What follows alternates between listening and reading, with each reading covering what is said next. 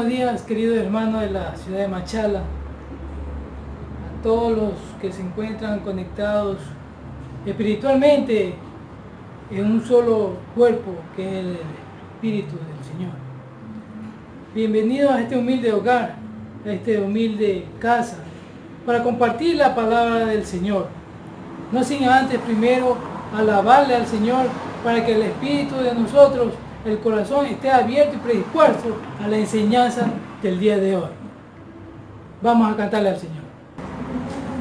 Bueno, queridos hermanos, con el Espíritu de Dios que se encuentra aquí, pues vamos a iniciar el ciclo de enseñanzas acerca de las parábolas del Nuevo Testamento.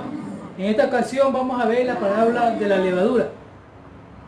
Esta se encuentra en Mateo 13:33 y en Lucas 13 del 20 al 21. Pero antes de entrar en detalle sobre la parábola de la levadura, primero vamos a recordar un poco las dos anteriores.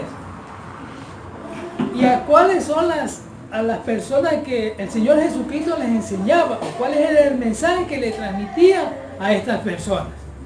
Bueno, en la época de cuando Jesús predicaba la parábola, Él se encontraba en Jerusalén, ¿cierto? Ok. Pero vemos qué personajes estaban en ese tiempo cuando el Señor Jesucristo predicaba, ¿no?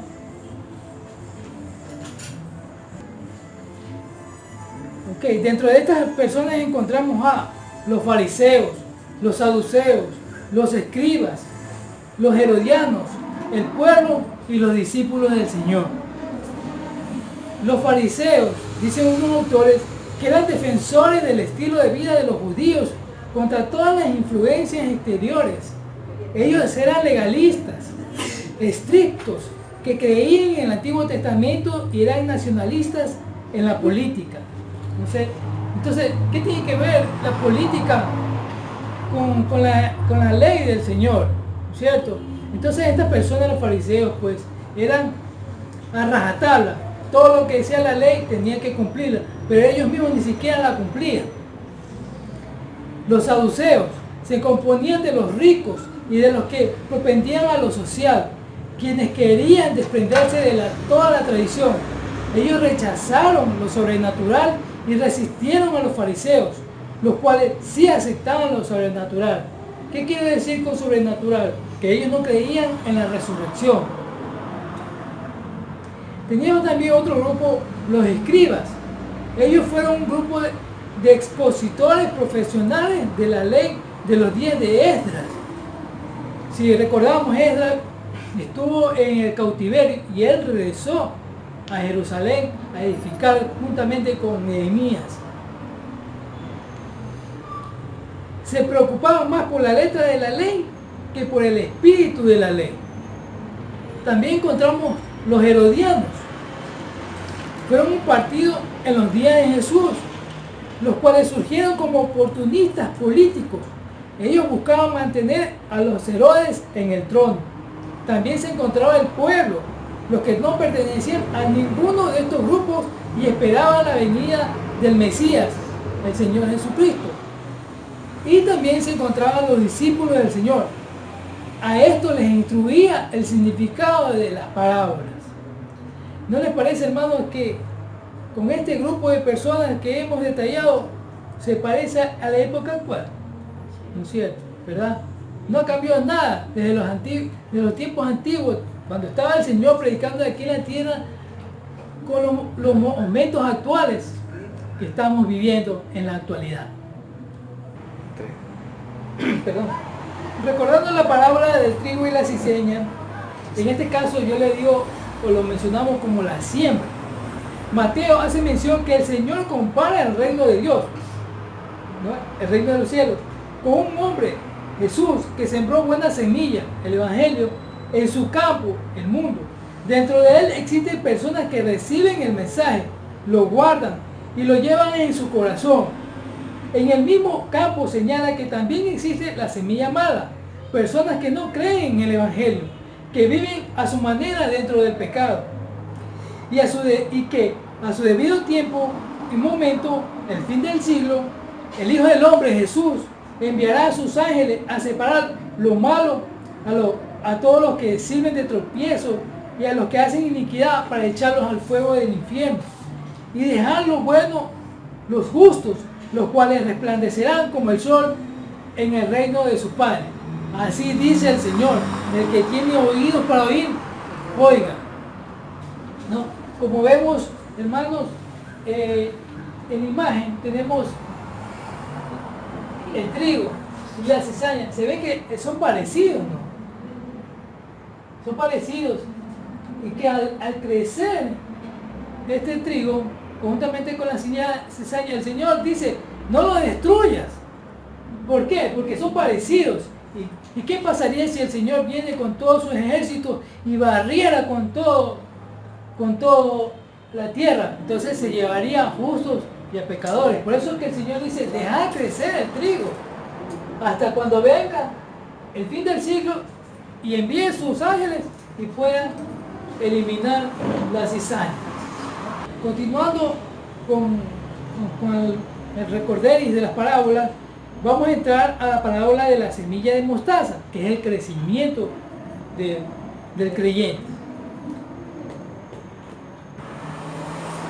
En la parábola de la semilla y la mostaza, Lucas y Mateo mencionan, el Señor compara el reino de Dios, es semejante al grano de mostaza que un hombre sembró en su campo, el huerto, el evangelio, el cual a la verdad es la más pequeña de todas las semillas. Si no damos cuenta, miren,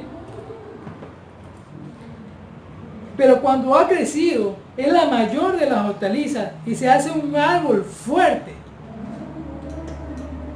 Es decir, sembrado el evangelio en buena tierra, en los que aceptan a Cristo Jesús en su corazón, depende de cada persona irla cuidando, alimentando e ir abonando con fe la semilla.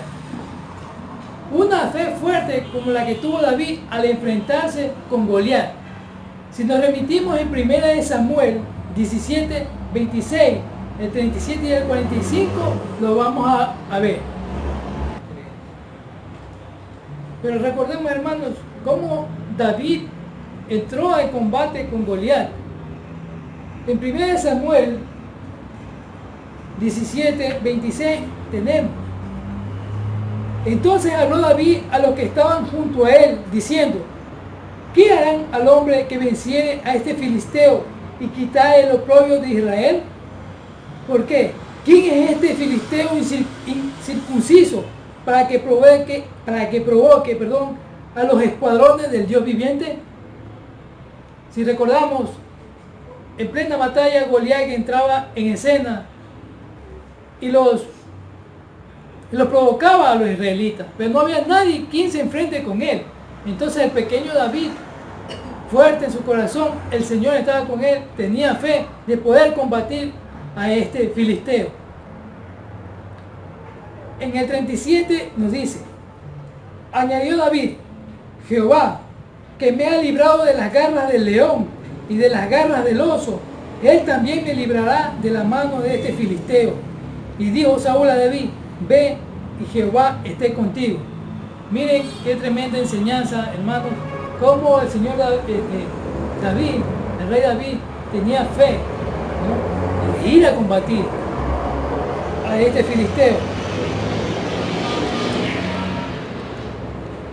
Y en el 45 nos dice, entonces dijo David al filisteo, tú vienes a mí con espada y lanza y jabalina, mas yo vengo a ti en el nombre de Jehová de los ejércitos, el Dios de los escuadrones de Israel, a quien tú has provocado. Hermanos, tenemos que tener la fe como la tuvo el rey David en sus inicios, acompañado del Espíritu del Señor. O como la fe que tuvo Pedro con el Señor Jesucristo al decirle que Él es el Mesías. Esto lo encontramos en Mateo 16, 18. Vayamos, hermanos, al Evangelio de Mateo 16, 18. Mateo 16, pero lo voy a leer desde el 13. Viniendo a Jesús a la región de Cesarea de Filipo, preguntó a sus discípulos, diciendo, ¿quién dicen los hombres que es el Hijo del Hombre? Ellos dijeron, unos Juan el Bautista, otros Elías y otros Jeremías o algunos de los profetas.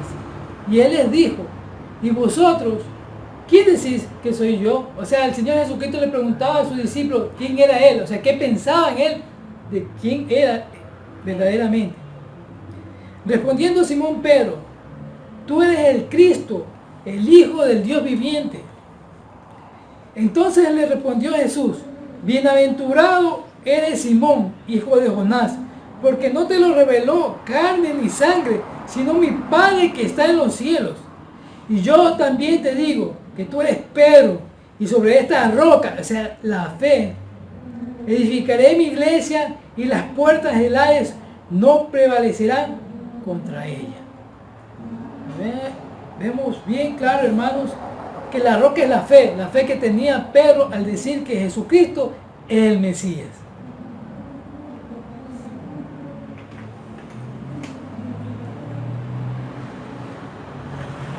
¿Y por qué hay que tener fe, hermano? Para que con el tiempo se vuelva fuerte como un árbol y ser verdaderos hijos de Dios como el árbol de mostaza, ¿no? Muy bien, hermanos. Entrando ya en detalle de lo que es el estudio de la parábola de la levadura, que yo le pongo como el cambio, esta se encuentra en Mateo 13:33 y en Lucas 13 del 20 al 21. Pero tomaré como referencia el Evangelio de Lucas. Lucas 13, 20, 21. Dice el Señor Jesucristo.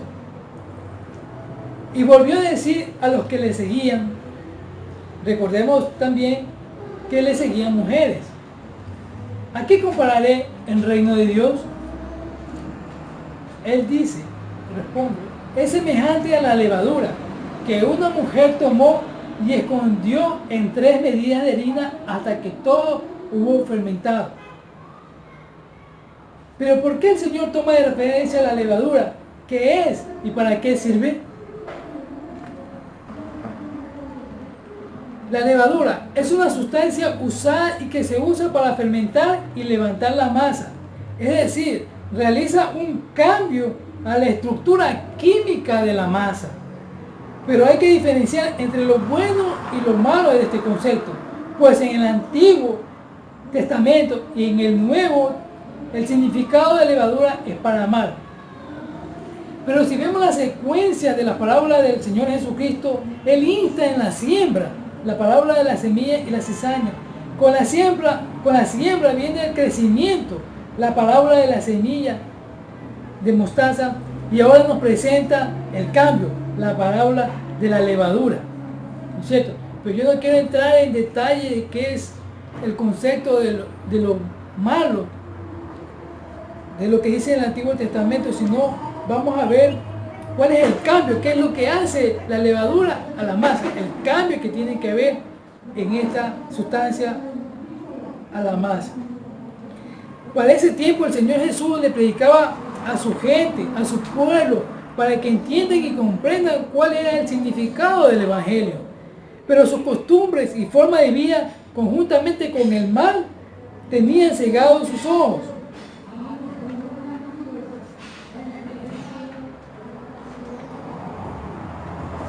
Bueno, según muchos autores, que cuando yo investigué de la palabra de la levadura, pues el concepto es el mismo, pero hay que tomar en cuenta que en esos tiempos los fariseos y los escribas eran los que enseñaban, y los saduceos también, ellos enseñaban la ley, ¿no? Entonces le enseñaban mal, ¿no? Por eso que el Señor Jesucristo, ya vamos a ver el tema, decía, tengan cuidado con la levadura de los fariseos. Pero ¿cuál es ese cambio que hace la levadura a la masa? ¿Qué es lo que predicaba Jesús? El Evangelio, ¿no es cierto, hermanos? Las buenas nuevas. Si nos remitimos a Marcos 1, del 14 al 15, está la respuesta. Veamos. 3. Jesús principia su ministerio. Dice el Señor. 14. Después que Juan fue encarcelado, Jesús vino a Galilea predicando el Evangelio del reino de Dios, diciendo, el tiempo se ha cumplido y el reino de Dios se ha acercado. Arrepiéntanse y crean en el Evangelio. Eso es lo que predicaba el Señor Jesús. Cuando Él vino y predicaba eso, la gente le decía, ¿cómo? ¿No? Porque seguían sus costumbres. Ellos no querían cambiar de la noche a la mañana lo que el Señor les predicaba. Por eso que Él decía, o ellos decían, que me arrepienta, que cambie. ¿Cómo? Si yo sé la ley. Si la ley dice ojo por ojo, diente por diente. Pero eso no es lo que enseñaba el Señor Jesucristo. Veamos lo que Él decía en Mateo 5:38. Dice la palabra del Señor, el amor hacia los enemigos. Oíste que fue dicho, ojo por ojo y diente por diente. Pero yo os digo, no resistáis al que es malo. Antes, a cualquiera que te hiere en la mejilla derecha, vuélvele también la otra. Y al que quiera ponerte a pleito y quitarte la túnica, déjale también la capa. Y a cualquiera que te obligue a llevar carga por una milla, ve con él 2. Al que te pida, dale. Y al que quiera tomar de ti prestado, no se lo rehuses. Oíste que fue dicho, amarás a tu prójimo y aborrecerás a tu enemigo. 44. Pero yo os digo, amad a vuestros enemigos, bendecid a los que os maldicen, haced bien a los que os aborrecen, y orad por los que os ultrajan y os persiguen. ¿No es cierto? Eso es lo que predicaba el Señor Jesucristo. Y le venía como piedra en el zapato a los fariseos. ¿Por qué? Porque ellos creían en la ley y la cumplían a rajatabla, que decía ojo por ojo, diente por diente, lo que decía en Deuteronomio y en Levítico. Y no olvidemos, hermanos, a quién les predicaba el Señor Jesucristo, a quién les mandaba el mensaje a Él. Esto lo encontramos en Mateo 23, del 23 al 24 y del 27 al 28. Vamos a ver las escrituras. Esto es lo que le decía a la gente que le escuchaba, a los fariseos, a los escribas. 23, Mateo 23, 23. Ay de vosotros, escribas y fariseos, hipócritas, porque diezman la menta y el eneldo y el comino, y dejáis lo más importante de la ley, la justicia, la misericordia y la fe. Esto era necesario hacer sin dejar de hacer aquello. Guía ciego, le decía el Señor, que coláis el mosquito y tragáis el camello. El 27 dice, ay de vosotros, escribas y fariseos, hipócritas, porque sois semejantes a sepulcros blanqueados, que por fuera, a la verdad, se muestran hermosos, mas por dentro están llenos de huesos de muertos y de toda inmundicia. Así también vosotros por fuera, a la verdad, os mostráis justos a los hombres, pero por dentro estáis llenos de hipocresía e iniquidad. Eso era lo que le predicaba el Señor Jesucristo tajantemente, y ellos se quedaban sorprendidos porque les llegaba el mensaje y se quedaban mudos porque le decían la verdad.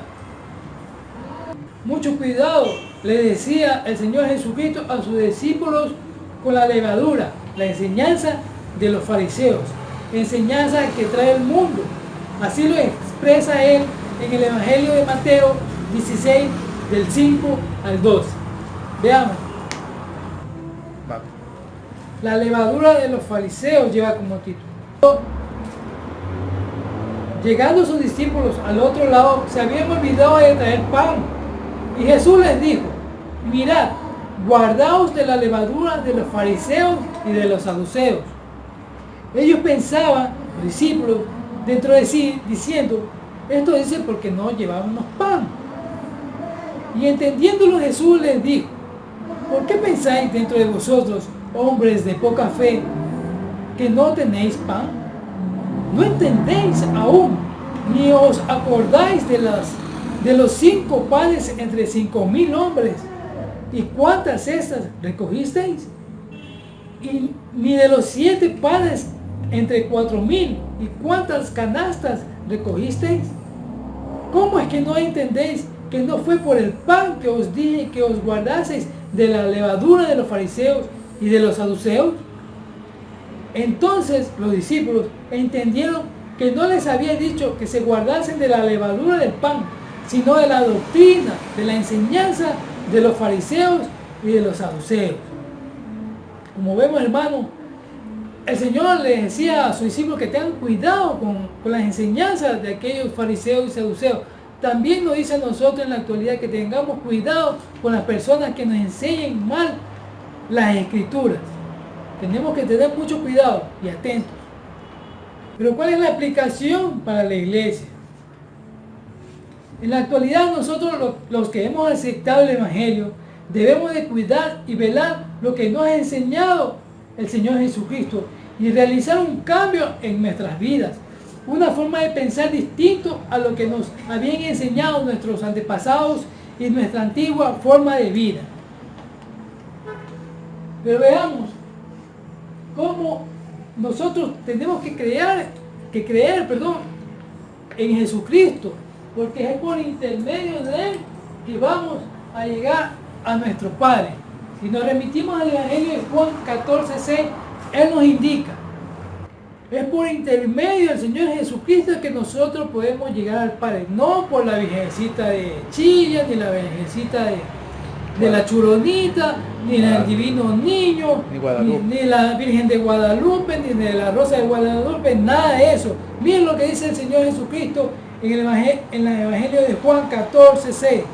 Jesús les dijo, yo soy el camino y la verdad y la vida. Nadie viene al Padre sino por mí. Si me conocieseis, también a mi Padre conoceréis. Y desde ahora le conocéis y le has visto. Miren lo que nos dice el Señor Jesucristo, que es por intermedio de Él que nosotros podemos llegar al Padre. Pero ¿qué nos dice a nosotros el Espíritu, a las iglesias? Dice 1 Tesalonicenses 5, del 22 al 23. Absteneos de toda especie de mal, y el mismo Dios de paz os santifique por completo, y todo vuestro ser, espíritu, alma y cuerpo sea guardado irreprensible para la venida de nuestro Señor Jesucristo. Amén. ¿Cierto, hermanos? Entonces tenemos que tener cuidado ahora en la actualidad de no dejarnos enseñar de personas que nos quieran desviar del camino del Señor, las enseñanzas, el Evangelio, su palabra, que es vida y nos da vida en abundancia. Hermanos, queda en consideración la palabra de la levadura. Queda abierto el taller. Si quieren opinar, pues estamos aquí para responder las inquietudes. Muchísimas gracias.